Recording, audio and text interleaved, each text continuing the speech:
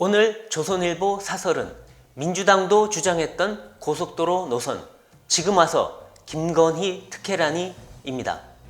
서울 양평 고속도로 노선과 관련해 민주당 지역 인사들도 2년 전부터 기존의 원안 대신 대안 필요성을 제기한 것으로 나타났습니다.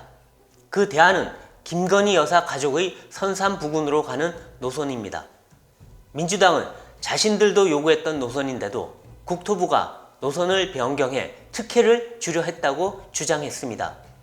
서울 양평 고속도로가 원안대로 예비 타당성 조사를 통과한 직후인 2021년 5월 민주당 여주 양평 지역위원장은 같은 당 소속 양평 군수와 협의회를 열고 고속도로 구간에 강하 IC 나들목을 설치해달라고 요청했습니다. 원안에는 양평 군 내에 나들목을 만들 수 없으니 노선을 바꿔 강하 나들목을 만들자는 얘기였습니다.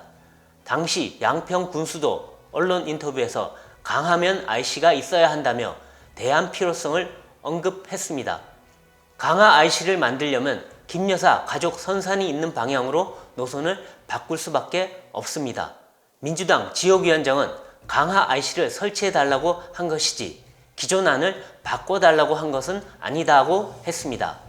지도를 보면 말이 안 되는 소리라는 것을 금방 알 수 있습니다. 뒤늦게 둘러대는 것입니다. 민주당이 노선 변경을 요구했던 때와 달라진 것이 있다면 그쪽에 김 여사 가족 선산이 있다는 사실을 뒤늦게 안 것입니다. 그러자 특혜라고 합니다. 김 여사에게 특혜를 주려고 한 것은 민주당 아닌가요?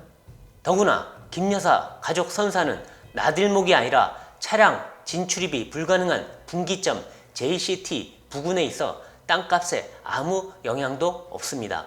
이번 의혹을 처음 제기한 이해찬 전 민주당 대표의 집 부근에 예정에 없던 서울 세종고속도로 나들목 IC가 생겨 땅값이 오른 것과 다릅니다.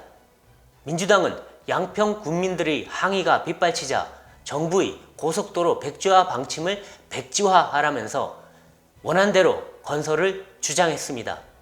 뚜렷한 근거도 없이 의혹을 부추겨 정책 혼선을 일으킨 셈입니다.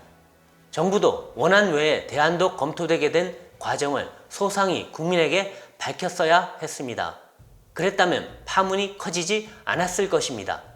민주당의 선동 프레임이라며 사업 백지화부터 선언한 것은 감정적입니다. 서울 양평 고속도로는 예비 타당성 조사를 통과했을 정도로 필요한 도로입니다. 아무리 정쟁이 극단적으로 벌어지고 있다고 해도 확정된 고속도로 건설을 갑자기 취소한다는 것은 지나칩니다.